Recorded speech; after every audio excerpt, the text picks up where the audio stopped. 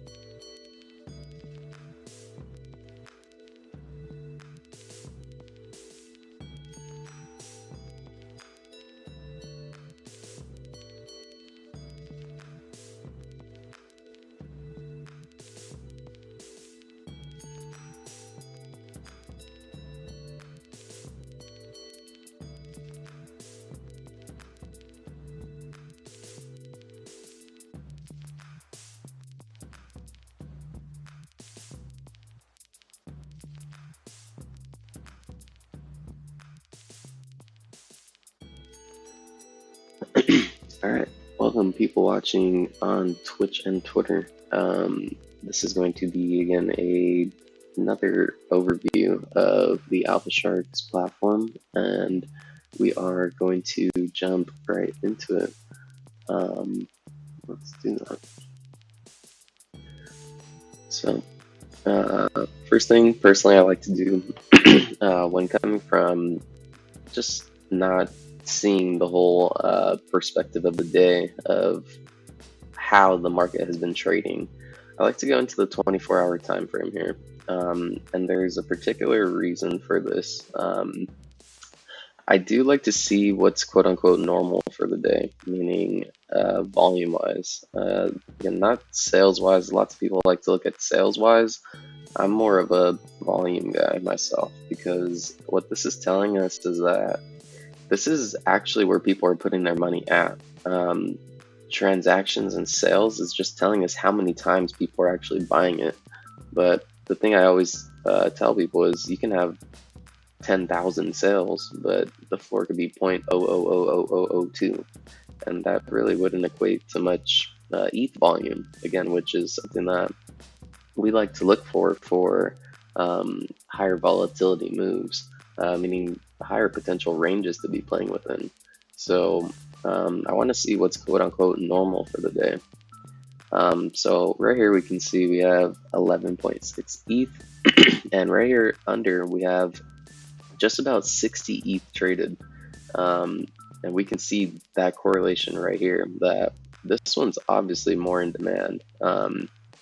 Just by volume traded on the 24-hour time frame. Again, we don't know if this has just been minted out or if this project has just been minted out, but either one of those would tell us how high in demand this actually is, because again, we're on a 24-hour time frame. So the higher the time frame, usually the more volume traded there should be. And if that project is popping up on the 24-hour time frame and has just minted out and has very high volume compared to all the others, that is going to be a definite very bullish sign, because again, the volume is going to be where the volatility is going lie as well. So here we can see we have 6 times the volume traded from this first project going into the second project here. So again, we can see if I'm going to be looking to kind of get into anything, we want to be where the money's at. So again, this is what I'm talking about, that normalcy, I guess. So now we kind of have somewhat of a metric, and let's just keep going down the line. We have, again, 10 ETH traded, which is not much compared to 60. And we go down here, which is a 30 ETH traded, and that's just about half.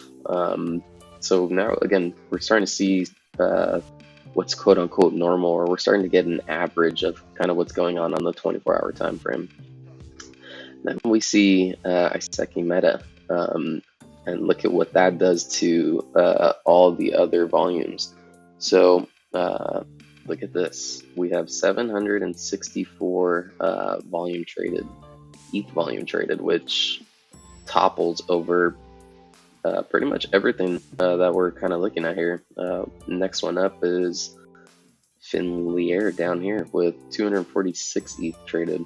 So let's actually just go down the line. Nitro token by Puma, 100 plus ETH. So here what we're seeing is anything over triple digits is going to be something with high demand, and that's something we're going to want to be looking for. And we can see like about 60 to about that 30 range. That's going to be our like second highest volume ETH traded around that zone. So that's what's quote unquote normal for the day. Again, this will vary throughout each day because, again, this is only calculating per 24-hour time frames. Some days projects will have the average will be like 20 ETH volume, or you'll see multiple projects with 100 ETH volume traded. It really kind of just depends on the market cycle that's actually happening. So pretty much like to do that across multiple time frames. And once I do the 24-hour, I like to go into the 1 hour, and I like to see again pretty much the same breakdown of the volume ETH traded. What are we looking at for what's quote unquote normal? But now we're looking at it within the 1 hour time frame. So if we start to see multiple projects that we had seen pop up on the 24-hour and we start seeing them on the smaller time frames, it's going to give us a bit better indicator of true demand that's actually happening. Because as we get into smaller time frames, we're getting more into where the asset is actually trading at within its cycle itself. So we'll actually break down, hopefully we'll get a live example. I think this one actually might be it. But again, let's kind of do the breakdown for what's normal on the ETH volume traded. So up here we have 55 ETH, or just about 56 ETH volume traded. Iseki Meta again with 31 ETH, pretty solid. Then we start going down. Pudgy Penguins, what the heck is that? 457 ETH traded. That's quite a lot. On 16 sales, that's pretty wild.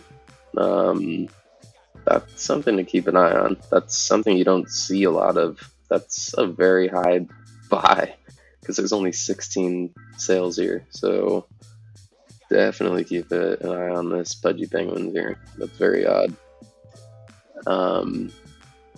Okay, oh, we have some things popping up. Water, there was a 400 ETH sale. Oh, 400 ETH sale. Jake Coma, there was a 400 ETH sale on Pudgy Penguins recently.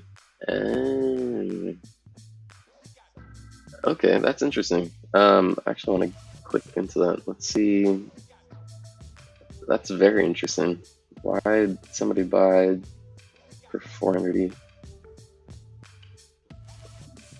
Ooh, yeah, look at all these delistings that are going on. It's kind of juicy.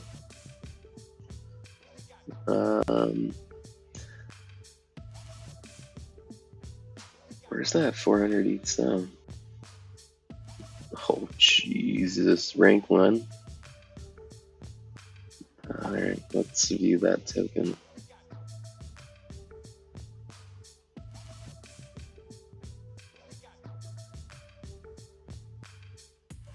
Jesus.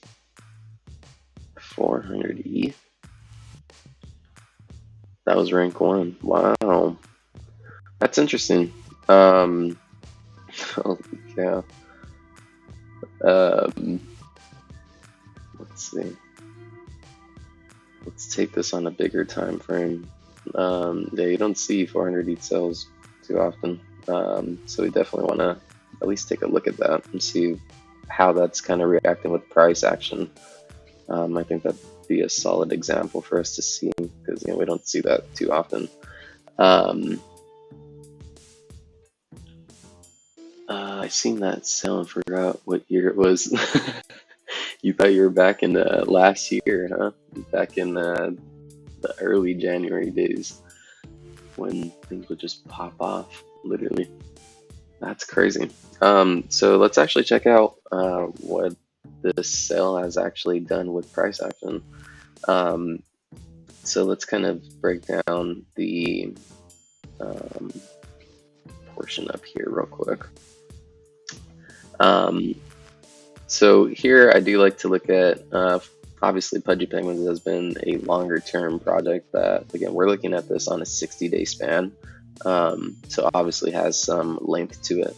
And what I like to look at truly for longer term projects are going to be a few things, and it's going to be pretty much the things I'm highlighting right now. So what we're looking at here is owner to supply ratio, and truly, especially for some type of swing trade, we're going to be looking for at least 50% owner to supply ratio, which this is pretty much pressing right now. And again, one of the reasons I like to have that metric on is because, or set that metric for myself, is I like to have thinner walls to get through. And I don't like a lot of people to have lots of supply or lots of the asset that is actually being traded. So again, that's just personal preference, but I see with that, it's usually in conjunction with our actual listings. If we can get our listings actual under 10%, again, that's going to be in correlation with getting our walls to be very thin. Here we can see that that's definitely under 10% of total supply that's actually being listed, or that's actually in circulation. That as well, in conjunction with this number that we kind of always hone in about, NBCP, which is going to be the next blue chip probability, and this is sitting at 26.79%. We talk about swing trades getting into that 7 to 10% range, and this is pretty much doubling, tripling that almost. And again, we can see how powerful this metric is over time.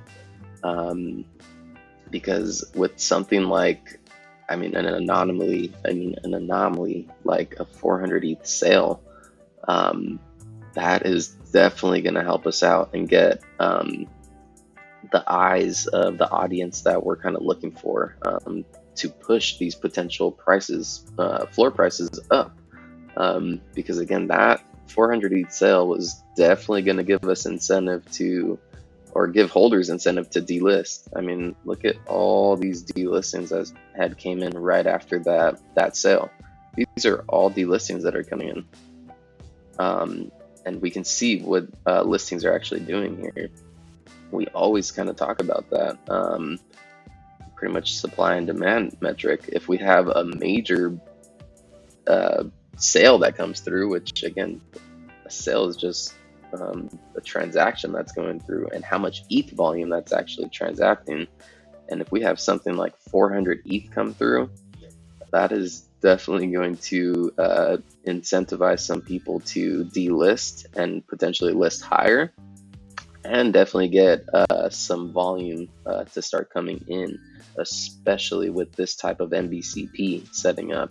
Again, I don't know if anybody had the metric on Pudgy Penguins prior to that kind of run, but if it was still sitting up there, even above 15%, that's still something that was definitely a key metric to kind of look out for.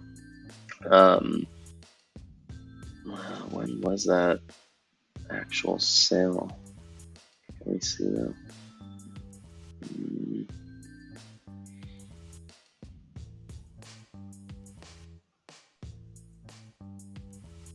39, so 40 minutes ago. Ooh, yeah, that'll stir us up a bit. So I'm actually seeing this kind of overall trend line break over time, which is kind of sitting at that 5 ETH zone. And this is going to be a major level for Pudgy Penguins to kind of get over. We're definitely going to have to utilize this as a support if you're looking to, or if anybody has a position in here. You're definitely going to want to look for some type of support sitting up at that 4 to 5 ETH zone, because you are running right into longer term resistance. But what you do have in favor though is volume is coming in over time, but intermediately as of right now, we're not seeing that volume coming in. We are seeing listings going down, which is something we do want to definitely recognize. And again, it is under 10%, which is very good. But we just need the volume to actually come in and actually kick in. Notice down here we have no demand coming in, not even over 2 sales. So over time, that's definitely going to be a key area to kind of watch out for. But that's pretty cool. You don't see 400 ETH sales pretty much every day, especially where we can still see the data. So it's pretty cool. Does anybody in here actually have a Pudgy Penguins? I don't know if I can reach out and ask them. I think you guys are able to type in the chat. I should be able to pop that up.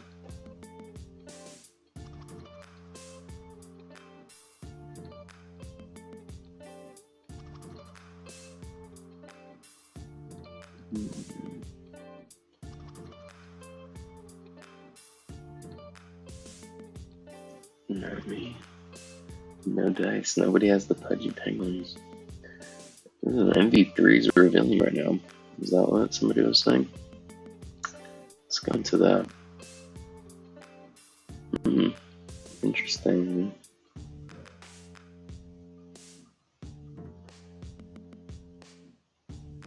Alright. So we have a reveal going on. Assuming it's already revealed. Let's see what's going on here. Let's open this up on a longer time frame. Okay. Alright. So let's kind of do the same breakdown to kind of see the different correlation between projects here. And this is one that's kind of has a big promoter kind of behind it. So definitely want to at least look out for. But let's do again the breakdown of pretty much the same metrics. So here we can see again, we ideally want to be pushing that 50% owner to supply ratio, but we're just right below that. So again, still a contender, definitely. But again, that's just going to mean we're going to want to put a little bit higher priority into wanting higher numbers for the other metrics that we're looking at. So in terms of listings, we want a lower supply ratio. Lower total listing ratio. And we're going to want a higher MBCP at this point. So this 8.2% again is pushing into that 5 to 7 to 10% range. Um, so what we really need here is we need the demand to start coming through. Notice what happens when you actually get demand that's flowing through, and how that kind of correlates with the price action. Um, this is why we talk about that very heavily. And let's actually draw what we're watching. And I like drawing on these charts because it gives us, again, technical perspectives of where people are actually getting into or getting out of these trades, and shows us kind of how it correlates. So, man, look at that. Those two trend lines that we're kind of playing within, we're kind of within both zones right now. We haven't broken out of this range here. We have broken out of the two trend lines that we have drawn, but this bigger range, look, as we speak, we just got a higher sale on that. So we actually have a sale that's gone on top of here, but the one thing with that is we need the volume again to start kicking in. Notice it's not even close to comparison back when it was on August 8th. We need some type of demand, some type of gem sweeps to come in here to actually get it to break out of this zone. But you can see people are actually starting to buy up the higher ranks. So definitely something to look at. Let's see if we can snipe something. Whoever brought this up, was there a particular trait that you guys were following on this particular project? Because I know with each project there's special inclination for a particular trait. Let's see, bullet rain, I love that. No listings for that.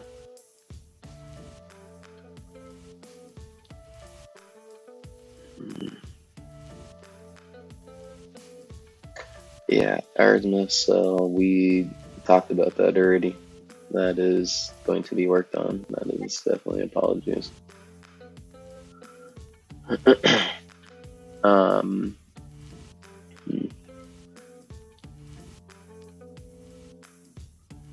Let's go into backgrounds. Nope, doesn't look like that's very proprietary. Let's go into modification.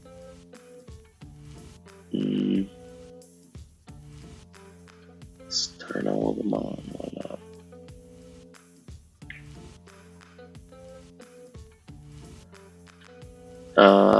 Cool. So where's the forum? So this is just an example of kind of filtering out through the traits and trying to see where there's a kind of correlation or miscorrelation at that point, where we're looking at very rare traits and trying to see the difference from the floor to that rank. Definitely something to kind of check out, especially when we're revealing, because sometimes if you kind of just keep these filters open, and let's say somebody did list something with one of those 7 modifications, and they put it at the floor, sometimes people don't know what they have, and they're just trying to de-risk at that point to just get their money back. And this is where you can definitely make some nice plays here. Because if somebody puts up a 0.25 with one of these 7 modifications, you know that you can pick that up and potentially get at least almost 50% of the next person's listing. So definitely something to watch out for. Hopefully we can get a live one. That would be pretty cool. Let's add some more mask. Let's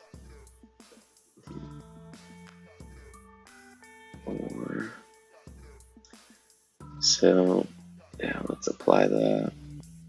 So again, we can see the ones with these filters applied, these are going to be the ones that there's only 7 listings with these actual filters applied. Again, we're on the OR metric, so it's saying if it has any one of these modifications, or if it has any one of these mass listings as well. See, we can see that one had just popped up, and if that one was put at the floor, that would definitely be an opportunity to potentially make, because look, if somebody buys this one right here at 0.4, look at what the next one's sitting at, 0.8, and look at what the true floor is sitting at. That's almost 2 times, 3 times what you could potentially be making there. So definitely something to watch out for, but this is pretty, not very risky, but you're playing with something very illiquid, meaning it doesn't have lots of volume. This is where it could be more risk that you could be putting on at this point, since you would be buying at higher price points. So let's say they didn't put it exactly on the floor, but they put it at like 0.32. Again, that could be a potential opportunity. Just depends on your potential risk level at that point, and if you're willing to take that risk, and if you're seeing the demand truly coming in for that potential play to be made. So yeah, that's awesome. Cool that we got a reveal. I think this is the first stream actually got a reveal. So not live, but let's see if we can add some more. Yeah, look at our listing starting to rise here. So I'm actually gonna add some more traits. Let's see if we can pick up something rare. That would be pretty cool. Add bullet rain.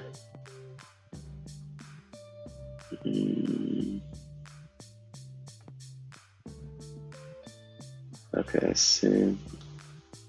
I'm not gonna put gold because that's 8%.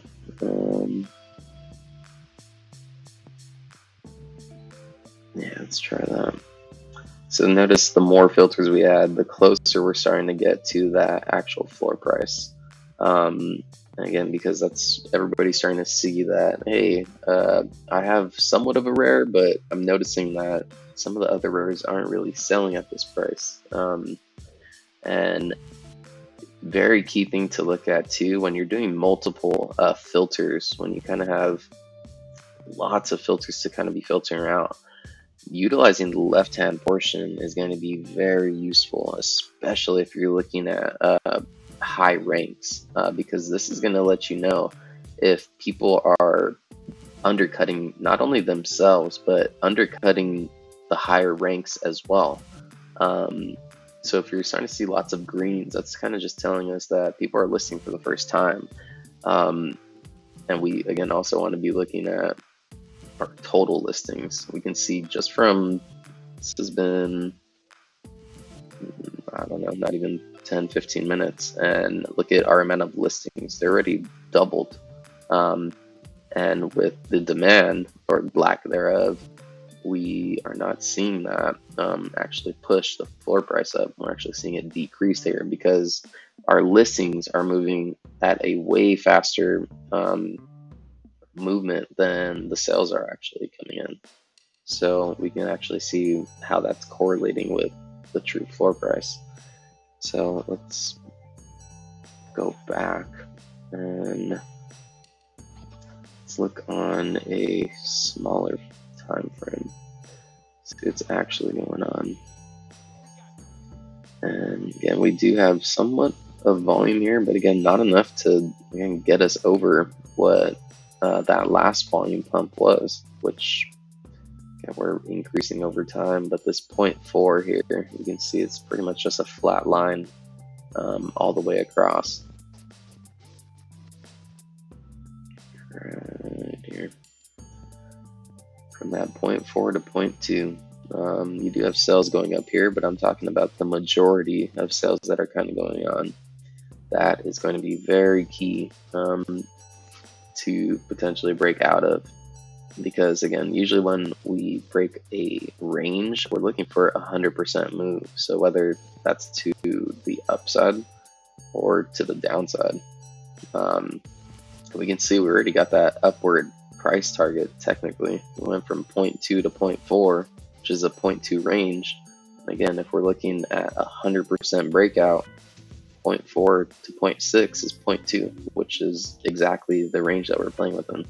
And we can see with listings starting to rise over time, volume starting to decrease, that we're starting to reject that top channel, and we're actually retesting the bottom range here, which again can only be bought up and helped out by demand that's coming in.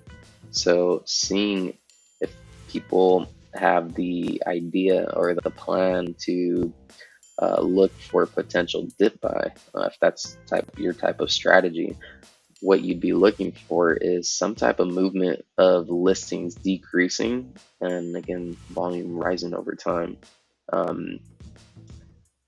The curl of that and the increase in volume is going to give you the more likely or the more probable chance that the project actually reverses at that point. But again, the very key metric that you're going to have to kind of see, and it's very hard to, I guess, try to predict, but it's going to be the volume that's coming in. And truly how we can see that is usually the transactions that are happening live. And if you're not seeing that happening live and you're seeing your listings chart kind of just keep going, it's probably a sign that the downside is probably not over yet. So if we do happen to start to see listings starting to curl towards the other way and our demand starting to rise as well, then we could potentially start to retest that channel as well. So definitely one of the metrics to kind of utilize for the Sharks platform, especially when utilizing the filters.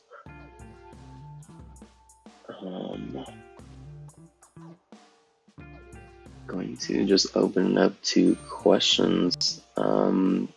Does anybody in here have any questions regarding the tool, whether it's the view or if it's the trend page or if it's any projects that you guys are looking at that you guys kind of wanted to go over? But yeah, pretty much open forum to you guys. And again, if you guys have a question and would like to ask it live on stream, I will drop the link again. You can click that link. You'll be put inside of a queue, and I will be able to bring you up, and you can share your thoughts or your questions here as well. If not, you're able to just type it out, and you can do that too. But are there any questions? Why is it important to? It's important to see the sell walls by holders. Definitely important to see the sell walls by holders, because that's going to be, again, how thin our walls are going to be. And what I mean by that is I like to put it into perspective of, think about it like we're kind of like the big bad wolf in like the Three Little Pigs analogy. If we're the big bad wolf and we're trying to get through the little pigs' houses, we want that to be the thinnest house possible, right? We want it to be as easy as possible. So the straw house would be ideal for us because it's less effort. It doesn't take much effort to kind of break that down. And it's kind of the same perspective here. We want to see, or personally, I want to see walls with people who are holding 1 token or 2 to 4 tokens. Because think about it as a seller. If you only have one of a particular asset, and almost everybody has that kind of same idea, you're very likely to hold on to that asset as opposed to letting that go. As opposed to if you have 5 to 9 tokens or 10 plus tokens, because if the price starts to run and you have 10 plus tokens, or you have, say, 5 to 9 tokens, you're more likely to kind of sell those off to de-risk yourself. And you're not the only one that's going to have that idea. So again, that's kind of why I like to see thinner walls at that point. So I would say the green is kind of like our straw house analogy. Then the orange is, orange is still kind of straw, but a little stronger straw. But then you get into like the blue, which is going to be, shoot, I totally forgot the middle one. But the purple one's going to be pretty much your brick house, and that's going to be the strongest one that you're going to be able to get through, because that is definitely going to be something that if people have lots of tokens and they're starting to see their profits deplete right in front of their face, and again, they have multiple tokens, not only them, but a lot of other holders with that same mindset can definitely bring that down very quickly. As opposed to people who only hold one, because again, they can only drop their listing one time and that's it. So definitely one of the things I do like to look at for the sell walls. It's a good question. Is Alpha Shark still fastest with releasing metadata for sniping? We should be. I'm actually trying to get access to most of the other tools. I mean, we do have them, but I'd like to platform them all at once so we can truly kind of utilize that. So yeah, we're definitely working on seeing that truly for myself, but from what I see, I believe so. Straw, sticks, and brick. There you go. I missed the sticks one. There you go. What is the Norman count? Norman's count is going to be the rarity algorithm that the rank is actually going to be considered in. So whenever you're calculating the rank, it actually puts it into a portion where, notice it takes the least or the most rare trait at that point and gives it a certain percentage, and we can see it actually gives us different breakdowns of that. So the norm's going to change the actual rank of saying that it's not going to actually be on that normal ranking algorithm that we're looking at. But normally we kind of just leave that on. Again, I've kind of used this for, we've been beta testing this for, since Alpha Sharks was even out, and I've only had to change Norman count maybe 3 times, 4 times, maybe. I can count it to my hand. So not something that you really kind of have to utilize, because most of the rarity rankings in NFT projects are pretty much the same. All kind of utilize the kind of same overview of having the rarer traits makes it a rarer NFT. There are a few projects that don't utilize that model, and that's kind of what this is going to be for. Good question. SpaceX, how can I read threshold? How is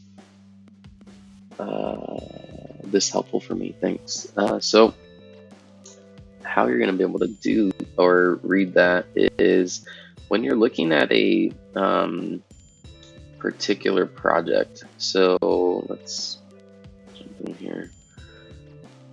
Whenever you're jumping into a project, and let's say they have listings at, there's multiple listings over here. Let's say, let's make that a bigger number. Okay, all right, let's say up here, let's say you don't want to see, you really don't care about the listings that are above 2 ETH or from 1.5 ETH to 2 ETH. And because that's kind of a metric that we're calculating within these bottom portions, right? And because they are considered listings, so they would be calculated inside the graphs. So in order to mitigate that, what we do is, let's say you just want to see listings up to 1 ETH or 1.1 ETH.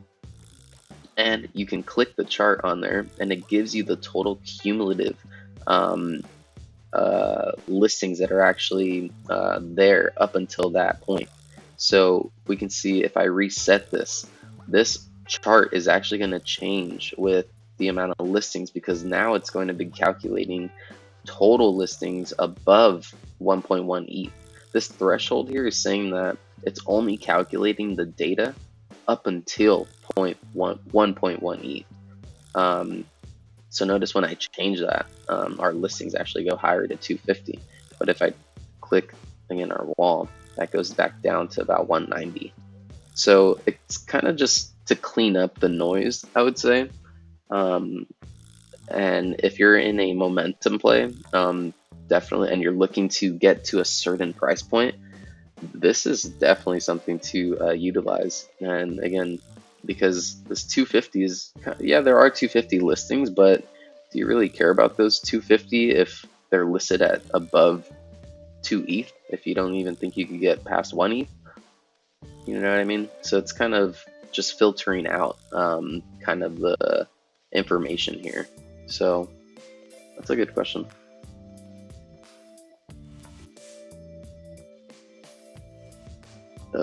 Charlie, to do quick flips, is it better to find a project in the 15-minute time frame or 5-minute time frame?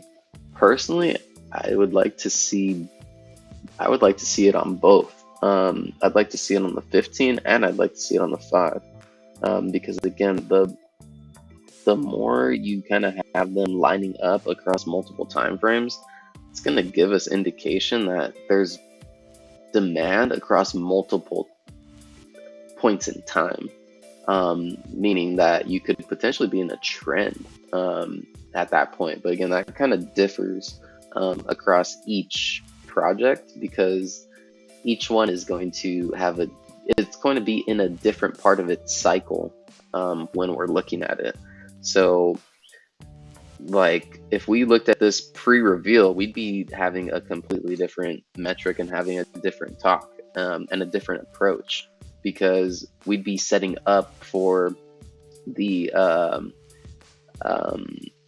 metadata release, as opposed to now filtering out and looking for secondary plays.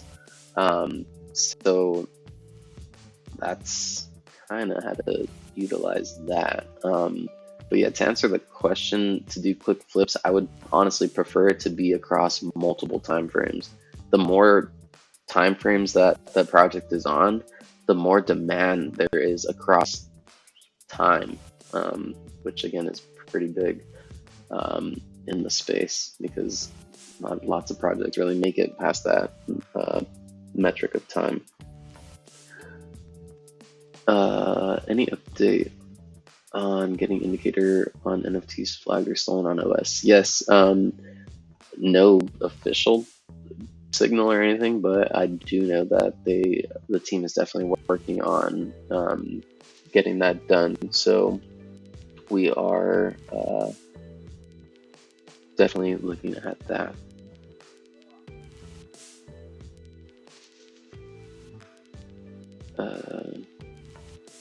I mean, on the churning page, yeah, I'm talking about the churning page as well. So ideally, you want to see this on the 15 and you want to see it on the 5. But if you don't see it on the 15 and it's just on the 5 and it's just something that has pretty much just minted out pretty much within the last 5-10 minutes, then yeah, that's definitely something I'm looking at, because obviously you won't have the full 15-minute data because it hasn't been out for 15 minutes. But yeah, personally, I like to see it across multiple time frames, because that's telling me that not only are quick flippers looking to trade it, but maybe longer term people are looking to hold into the project as well. So definitely something I'm looking at.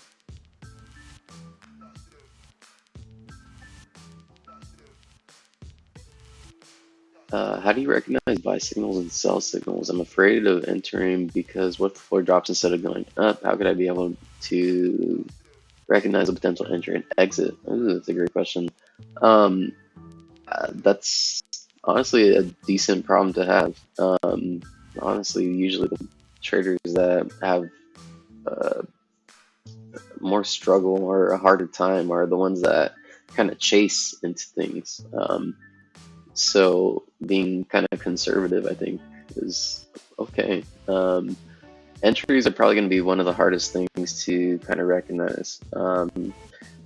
Let's see if we can try to find something. It's because truly with entries, there's only one perfect entry. And if you miss it, you pretty much miss it, or you're looking to add more risk. And kind of to your point, you kind of have to ask yourself, is it worth bringing putting on that risk?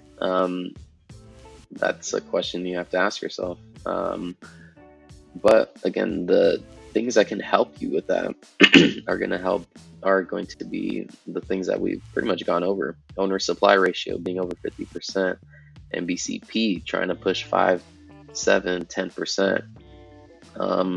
Listings being under 10% of total supply. Listings going down over time, our volume rising, thinner walls to get through.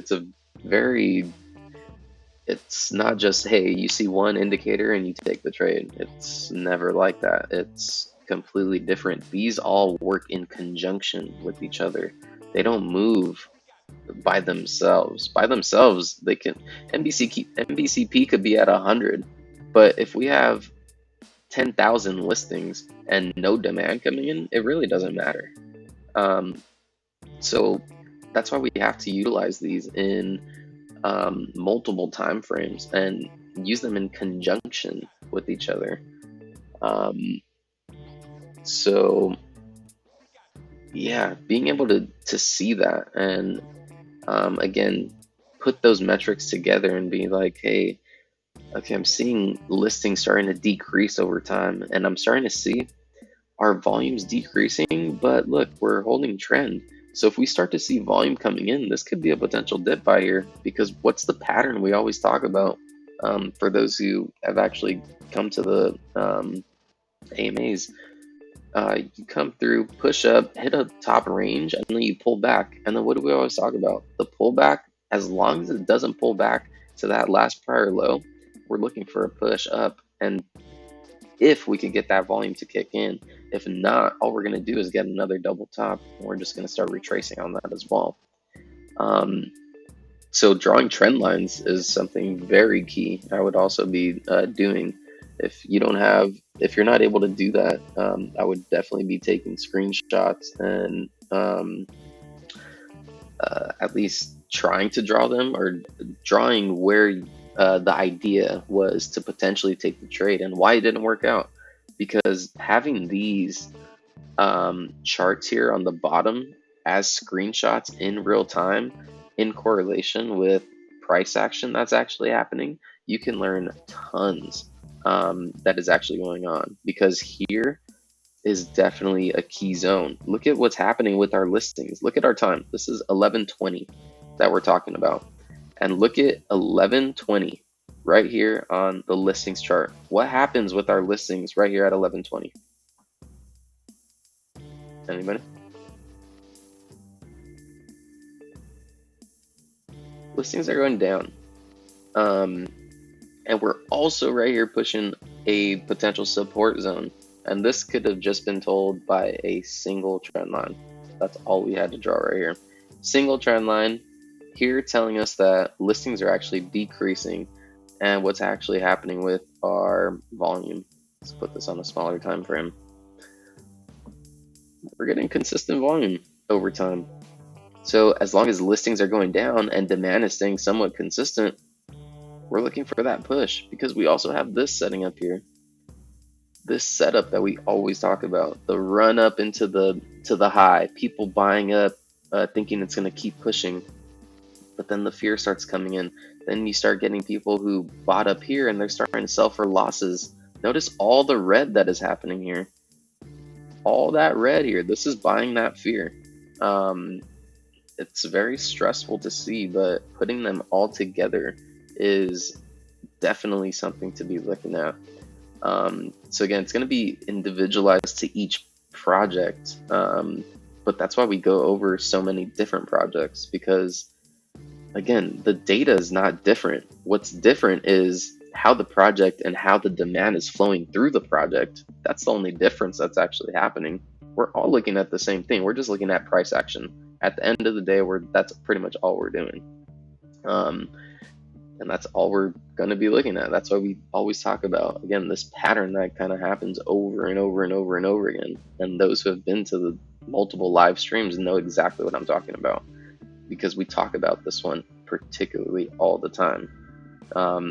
And again, we're trying to work on getting all-time view for multiple charts like this, because again, this is going to be very helpful, because again, once we pass, let's say we go an hour past, this data is not going to be available to us. So having that screenshot and knowing exactly why we started to reverse here, because the listing started to decrease and our demand is starting to rise and stay equal as well, until it didn't. And then we started to tinker here. So that's why it's such an emphasis on going through and getting the chart time on this,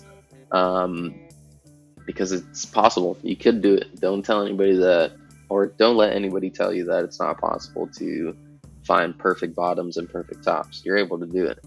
The information's there. You just got to be able to learn how to read it and react fast enough to do it.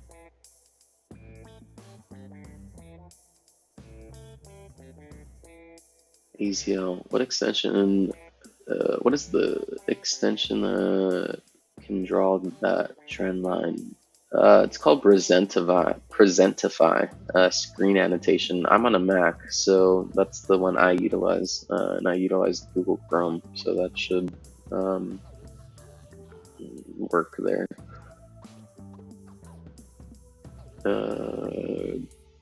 Gab. Is there a feature to notify if the price drops below a certain price? That will be a, I think that's going to be coming out. I don't think that's out as of yet, but I do believe so. Can you type it in here? Yeah, here.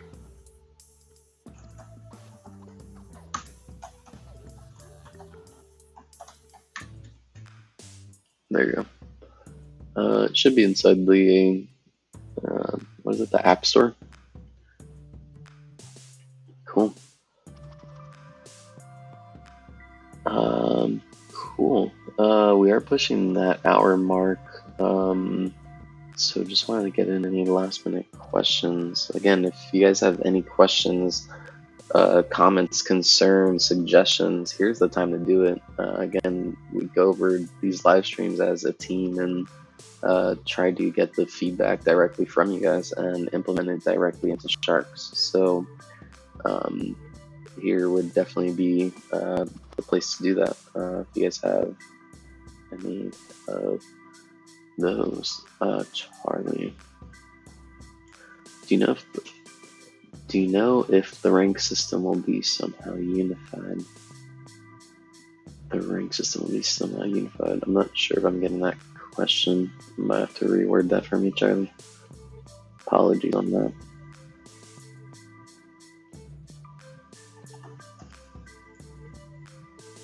Alright.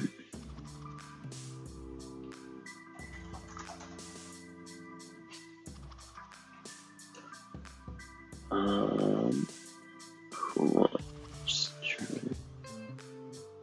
What does P&L mean? J5 star. Profit and loss. That is going to be your P&L. Alright. Good question. Cool. So, we don't have any more questions. We do have some people typing, so I'll give you guys that time.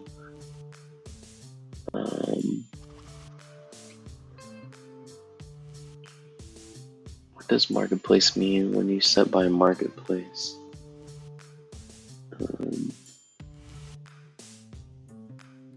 Yeah, Kizo, we know, we talked about that earlier.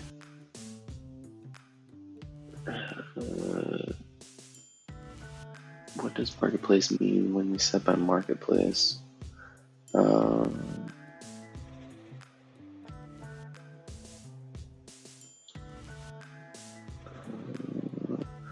I'll get back to you on that one.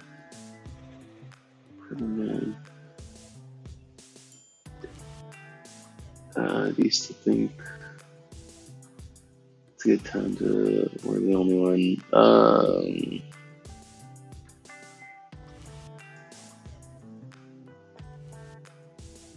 Not this one.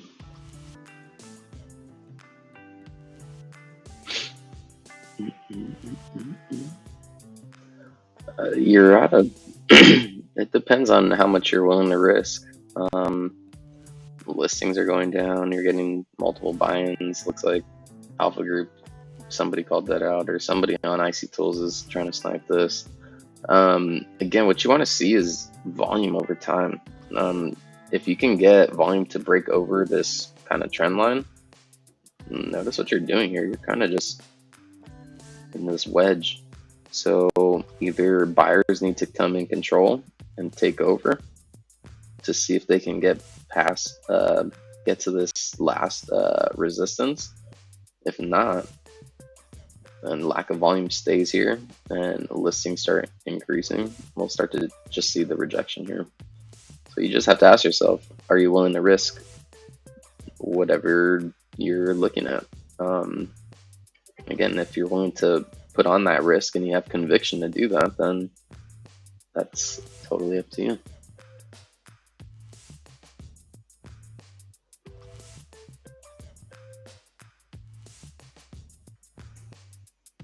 Last time I bought an NFT in the Alpha Sharks, it was rank 208, but on the platforms it was like 3,000, like on Trade Sniper. Yeah, then you're definitely gonna have to mess with the rarity ranking algorithm. And if you're kind of seeing that it's way off, then definitely something to kind of send in. But they should ideally be around the same thing. If something's like sitting at rank 3,000 on Trade Sniper and Nerds, then it's usually like, I don't know, 3,100 or like 2,900 or something here. I mean, there are very subtle differentiations, but again, they're pretty much calculating on the same metrics, just utilizing just a tad bit different.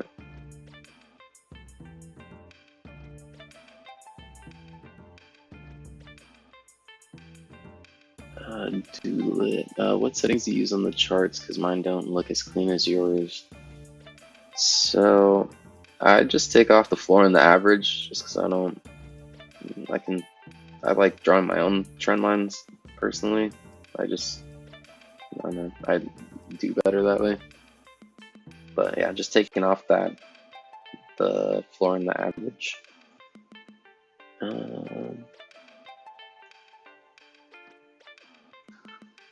A cool utility of owning 2 sharks and baby sharks to be first access to the marketplace like an hour before sale is public.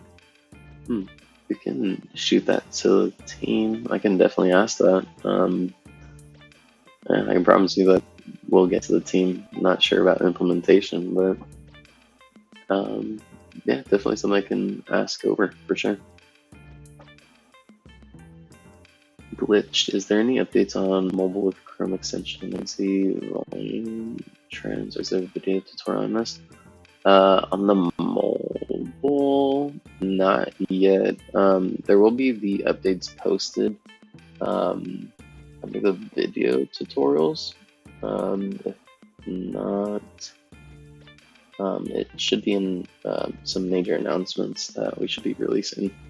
But no, as of right now, I don't think you've missed anything. What are the different colors on numbers that we see on the trends and mint page?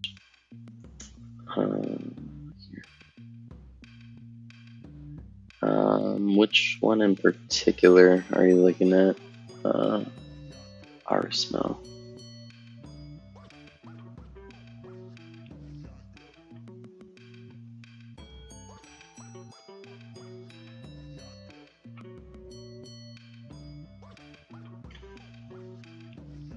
Blue, purple, green, and yellow.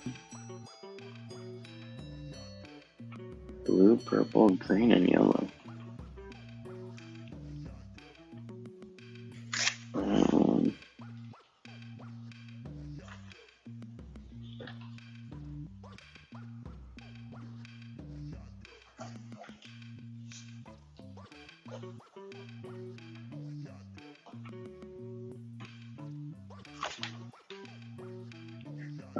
I think you're talking about under like the unique holders colors. Is that what you're talking about? I just want to make sure that I'm specifying that correctly. I'm talking about this portion here.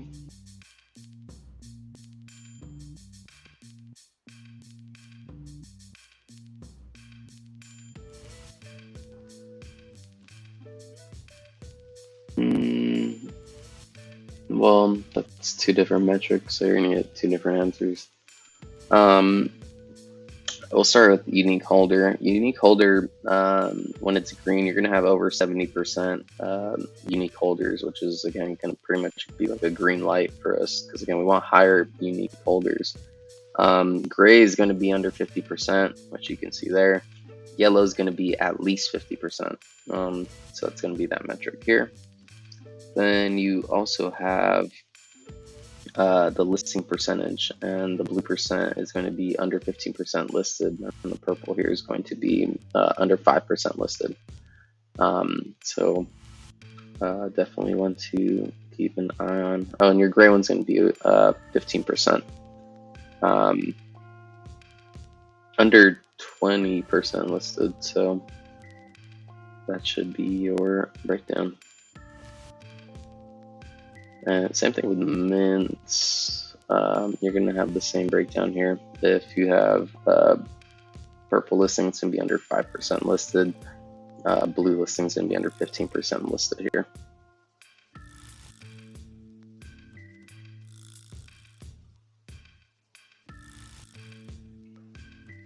Cool. All right. Jab, are you here? You are here. Cool. All right, I'm gonna bring up Jap real quick, and Jap, I'm gonna put you up on the stream. Your mic is up. I think you're echoing a bit again. You're good. Hey, can you hear me? I could hear you. All right, you're good. Can you see the wheel? There you go. The wheel's up. Okay, so today we're gonna be giving out a different giveaway. It's not gonna be $100. We're going to spread this out. We're gonna have 5 different winners. I'm gonna give out first 2 Snake X whitelists, then 2 Discord Nitro codes, and 1 booster for your shark. So here goes the first one. This is going to be for Snake X whitelist.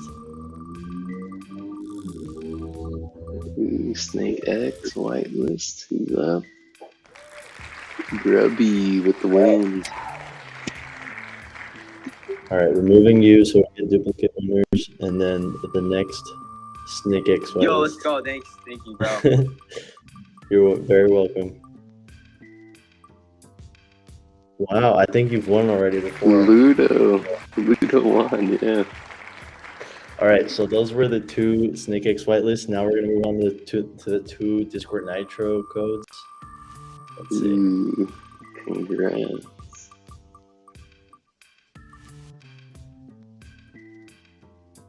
Ooh. Nice, gold. I've seen you have all the time, so congrats. You got a free month of Nitro.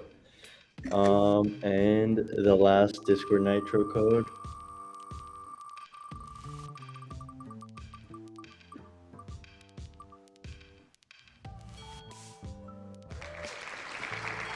Congratulations, Campbells.